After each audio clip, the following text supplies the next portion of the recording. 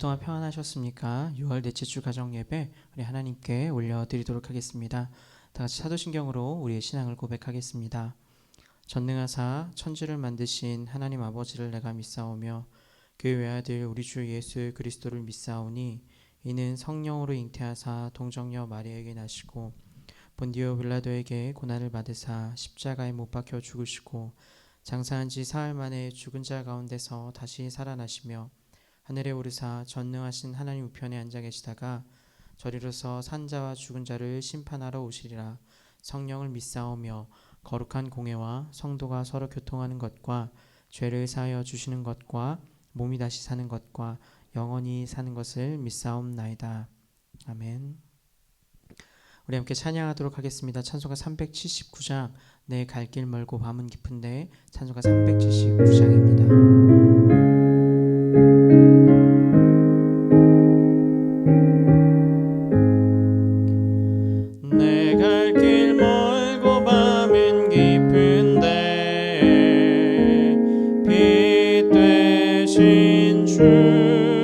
저 본향집을 향해 가는 길 비추소서.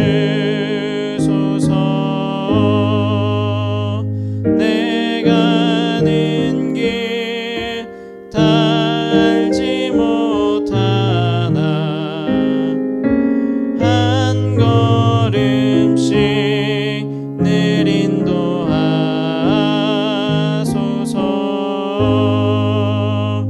이전에 방탕하게 지낼 때에 교만하여 맘대로 고집하던 이 죄인 사하소서. 내 지은 죄 다 기억 마시고 주 뜻대로 늘 주장하소서.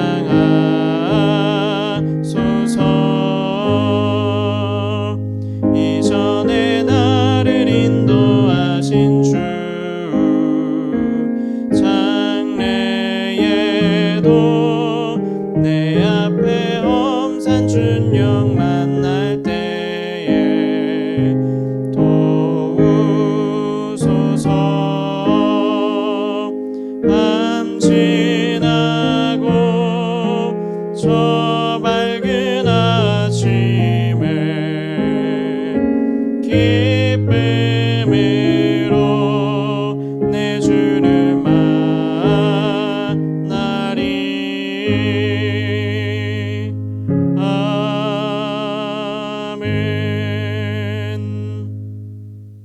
아멘. 오늘 함께 은혜 받을 말씀은 출애굽기 14장의 말씀입니다. 출애굽기 14장 15절에서 25절까지의 말씀입니다. 출애굽기 14장 15절에서 25절까지의 말씀 우리 다 같이 합독하여 읽도록 하겠습니다. 여호와께서 모세에게 이르시되 너는 어찌하여 내게 부르짖느냐. 이스라엘 자손에게 명령하여 앞으로 나아가게 하고 지팡이를 들고 손을 바다 위로 내밀어 그것이 갈라지게 하라. 이스라엘 자손이 바다 가운데서 마른 땅으로 행하리라. 내가 애굽 사람들의 마음을 완악하게 할 것인즉 그들이 그 뒤를 따라 들어갈 것이라. 내가 바로와 그의 모든 군대와 그의 병거와 마병으로 말미암아 영광을 얻으리니 내가 바로와 그의 병거와 마병으로 말미암아 영광을 얻을 때에야 애굽 사람들이 나를 여호와인 줄 알리라 하시더니 이스라엘 진 앞에 가던 하나님의 사자가 그들의 뒤로 옮겨가매 구름 기둥도 앞에서 그 뒤로 옮겨 애굽 진과 이스라엘 진 사이에 이르러서니 저쪽에는 구름과 흑암이 있고 이쪽에는 밤이 밝음으로 밤새도록 저쪽이 이쪽에 가까이 못하였더라. 모세가 바다 위로 손을 내밀매 여호와께서 큰 동풍이 밤새도록 바닷물을 물러가게 하시니 물이 갈라져 바다가 마른 땅이 된지라.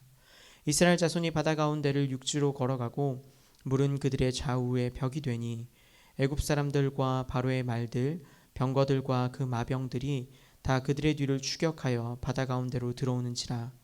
새벽에 여호와께서 불과 구름 기둥 가운데서 애굽 군대를 보시고 애굽 군대를 어지럽게 하시며 그들의 병거바퀴를 벗겨서 달리기가 어렵게 하시니 애굽 사람들이 이르되 이스라엘 앞에서 우리가 도망하자. 여호와가 그들을 위하여 싸워 애굽 사람들을 치는도다. 아멘. 오늘 본문의 말씀은 우리가 너무나도 잘 알고 있는 이 홍해 사건에 대한 내용입니다. 이 처음 난 것들의 죽음인 10번째 재앙을 끝으로 이스라엘 백성들은 430년 애굽 생활의 종지부를 찍게 됩니다. 그렇게 애굽 땅을 떠난 이스라엘 백성들은 하나님의 명령을 따라 바알스본 맞은편 바닷가에 장막을 치게 됩니다. 그런데 이 소식을 들은 바로는 병과 마병을 이끌고 이스라엘 뒤를 쫓기 시작합니다. 430년의 애굽 생활을 마친 기쁨을 누리기에도 부족한 이 시간, 이스라엘 백성들 앞에는 홍해가 길을 막고 서 있고요. 뒤에는 애굽의 군대가 턱 밑까지 따라온 두려움의 순간을 마주하게 됩니다. 홍해 앞에서 몰살당한 위기에 놓인 이때, 하지만 이 위기는 도리어 성경에 기록된 하나님의 여러 이적 가운데 가장 위대하고 장엄한 이적이 일어나는 그 무대로 탈바꿈되게 됩니다. 그렇다면 어떻게 위기의 순간이 하나님의 이적을 경험하는 무대로 변할 수 있었을까요? 오늘 함께 읽은 말씀을 통해서 그 내용이 무엇인지를 잠깐 살펴보고자 합니다. 그 내용들을 좀 기억하면서 우리가 바라봐야 될 첫 번째 메시지의 핵심은 우리는 두려움 앞에서도 결국 믿음으로 나아가야 한다는 것입니다. 이스라엘은 애굽의 큰 군대를 보고 두려워 떨었습니다. 옛 속담에요. 자라보고 놀란 가슴 소뚜껑 보고 놀란다라는 말이 있습니다. 적은 수를 보고 그들이 지레 겁을 먹었다 이렇게 볼 수도 있겠지만 오늘 성경의 이야기하는 것을 따르면 실제 그들을 향해 다가오는 애굽의 큰 군대는 출애굽기 14장 7절의 말씀처럼 선발된 병거 600대와 애굽의 모든 병거 또 바로의 말들 그 마병과 군대들이 뛰쫓았다고 이야기하고 있으니 그 수는 아마 상당했을 것입니다. 그 두려움을 느낄 수밖에 없는 그때에 하지만 하나님께서는 이스라엘 백성들을 향해 머물지 말고 멈춰있지 말고 앞으로 전진할 것을 명령하십니다. 오늘 본문 15절의 말씀인데요. 여호와께서 모세에게 이르시되 너는 어찌하여 내게 부르짖느냐 이스라엘 자손에게 명령하여 앞으로 나아가게 하고. 그렇습니다. 그들은 두려워하지 말고 전진했어야만 했습니다. 이스라엘은 뒤따라오는 애굽의 군대를 보는 것이 아니라 그들을 출애굽하신 그 하나님을 바라봐야 했기 때문입니다. 하지만 지금 이스라엘이 그 전진해야 할 앞쪽에는 홍해가 가로막고 있었습니다. 얕은 물가가 아니라요 홍해 바다가 그들 앞에 놓여져 있었습니다. 그리고 오늘 하나님께서는 그 거대한 바다를 향해 이스라엘 백성들에게 전진하라 나아가라 말씀하고 있는 것입니다. 사실 이 홍해 바다를 향해 전진하고 나아가느니 후퇴해서 애굽 군대에게 내 목숨을 구걸하는 것이 그 생명을 보존하는 데는 더 도움이 될 수 있었을 것입니다. 하지만 오늘 말씀을 통해 우리가 확인할 수 있는 것, 즉 우리가 믿음으로 그 걸음을 내딛게 되면 두려움과 불가능 앞에서 역사하시는 하나님의 능력을 우리는 목도할 수 있다는 것입니다. 지금 이스라엘 백성들에게 필요한 것은 다른 것이 아니었습니다. 하나님에 대한 절대적인 신뢰와 믿음이 필요했습니다. 사실 하나님께서 먼저 그 바다를 갈라놓으시고 이스라엘 백성들에게 건너라 하였다고 하면 이스라엘 백성들은 일말의 고민 없이 홍해의 바다, 그 갈라진 길로 달려들었을 것입니다. 하지만 그것은 하나님의 방법이 아니었습니다. 두려움 앞에 믿음으로 나아가는 것이 우선 먼저이고 홍해가 갈라지는 것은 그 다음이라는 것을 이스라엘 백성들에게 보여주고 있다는 것이죠. 즉 능력은 하나님께 있기 때문에 우리에게 필요한 것은 하나님을 향한 절대적인 믿음, 그 신뢰라는 것을 오늘 성경은 이야기한다는 것입니다. 그렇기 때문에 오늘 이 현재를 살고 있는 우리에게도 이 말씀은 고스란히 적용이 되는 것 같습니다. 우리 눈에 보이는 두려움 앞에서 우리가 해야 할 것은 그 문제를 해결하기 위한 몸부림에 앞서서 먼저 믿음의 한 걸음을 내딛는 것입니다. 어떻게요? 하나님에 대한 절대적인 신뢰, 믿음을 붙들고 담대히 한 걸음을 내딛어야 한다는 것입니다. 오늘 각 가정에서 함께 말씀을 나눈 우리 모두는 이 믿음의 고백, 그 걸음이 함께 했으면 좋겠다. 그 믿음의 결단이 있는 시간 되시기를 주님의 이름으로 간절히 축복합니다. 이처럼 하나님께서는 이스라엘 백성들에게 그리고 오늘 우리들에게 그 삶 속에서 끊임없이 우리의 믿음을 요구하고 계십니다. 하나님에 대한 절대적인 신뢰와 그 믿음. 그렇다면 이 신뢰와 믿음은 우리의 삶에서 어떻게 하나님을 구해야 하고 또 어떻게 우리의 삶에서 보여줄 수 있는 것일까요? 오늘 본문 말씀을 통해 기억해야 할 두 번째 핵심이 바로 그것인데요. 결국 기도하는 사람에게는 길이 열린다는 사실을 기억해야 한다는 것입니다. 오늘 하나님께서는 이스라엘 백성들에게 하나님에 대한 절대적인 신뢰, 그 믿음을 요구하셨습니다. 하지만 여전히 이스라엘 백성들은 두려워하였고요. 오히려 모세를 향해서 그리고 하나님을 향해서 원망의 소리를 높였습니다. 그러자 모세는 그들에게 이렇게 외쳤는데요. 출애굽기 17장 14절의 말씀입니다. 여호와께서 너희를 위하여 싸우시리니 너희는 가만히 있을지니라. 이스라엘 백성들은 위기 중에 원망하면서 그들의 불신앙을 고스란히 드러냈습니다. 하지만 이들과 달리 모세는요, 하나님 앞에 담대했습니다. 이스라엘이 원망하고 있을 때 모세는 하나님 앞에 간구하고 기도합니다. 원망은 절망을 불러일으키지만 이러한 모습의 기도는 우리 가운데 소망을 품게 합니다.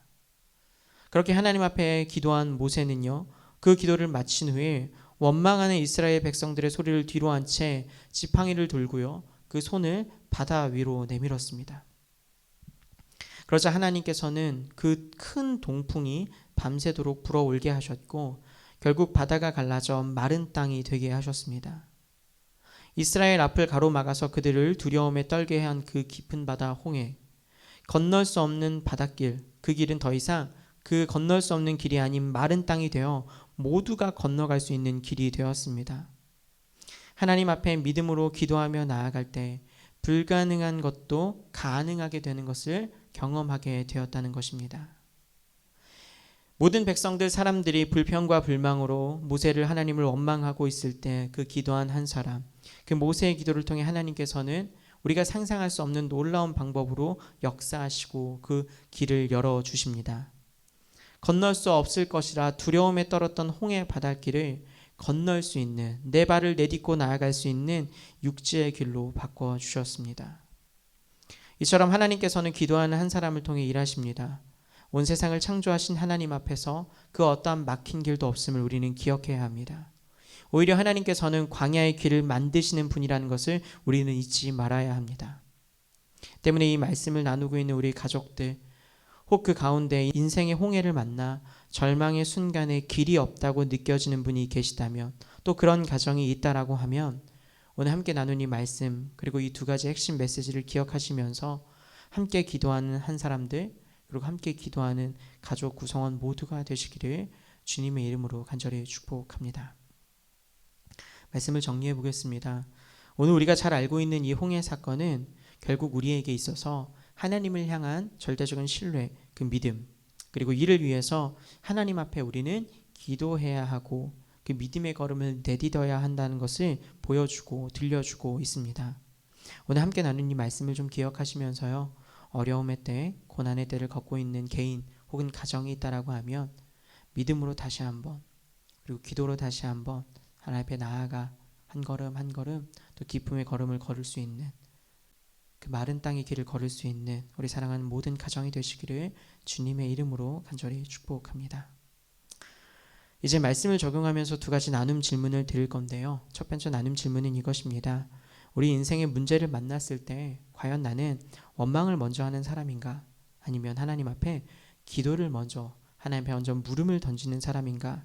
그 모습들을요, 가족과 함께 나누는 것입니다. 이어지는 두 번째 나눔 질문은요, 홍해가 길을 가로막은 듯한 상황이 있었다고 한다면, 또 그 상황을 걷고 있다고 하면 하나님을 향한 믿음으로 전진한 경험이 있었는지, 혹은 지금 내가 그렇게 하고 있는지를 가족과 함께 나누는 것입니다. 이 두 가지 질문을 이어서 나누시면서요, 고난을 마주할 때에 그 홍해가, 그 애굽의 군사들이 앞뒤를 막고 있는 그때에 하나님을 믿고 신뢰한 걸음을 걸어갔던 것처럼 그렇게 힘을 서로 나누고 또 서로 격려하면서 가정이 하나가 될 수 있는 시간, 그렇게 한마음 한뜻으로 나아가는 시간 되시기를 주님의 이름으로 간절히 축복합니다. 함께 기도하겠습니다. 하나님 감사합니다. 인생의 광야의 길을 내시는 하나님, 우리의 목자 되셔서 우리의 가정을 인도하여 주시는 하나님 감사합니다. 우리의 가정이, 그리고 우리 가족 구성원 한 사람 한 사람들이 환경과 상황에 휘둘리지 않고 하나님만을 바라보며 절대적인 신뢰와 믿음으로 그 길을 걸어가는 모두가 되게 하여 주시옵소서. 그렇게 걸어갈 때 또 무엇보다 하나님 앞에 기도할 때에 막힌 길을 바라보며 주저앉기보다는 그 모든 것을 무릎 꿇어 승리하는 경험들, 그 마른 땅의 길을 걸어가는 놀라운 경험할 수 있는 우리의 가정들 되게 하여 주시옵소서. 감사드리며 살아계신 예수님의 이름으로 기도합니다. 함께 찬양하겠습니다. 찬송가 383장 눈을 들어 산을 보니 찬송가 383장입니다.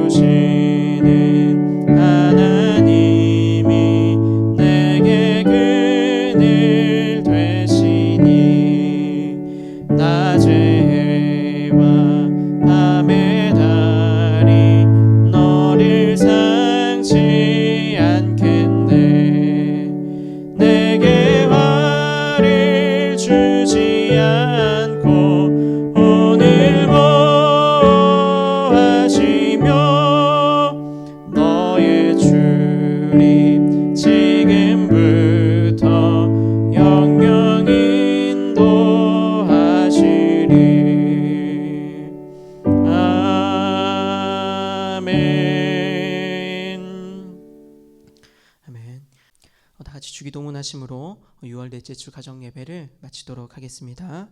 하늘에 계신 우리 아버지여, 이름이 거룩히 여김을 받으시오며 나라에 임하오시며 뜻이 하늘에서 이룬 것 같이 땅에서도 이루어지이다. 오늘날 우리에게 일용할 양식을 주옵시고 우리가 우리에게 죄 지은 자를 사하여 준 것 같이 우리의 죄를 사하여 주옵시고 우리를 시험에 들게 하지 마옵시고 다만 악에서 구하옵소서. 대개 나라와 건세와 영광이 아버지께 영원히 있사옵나이다. 아멘.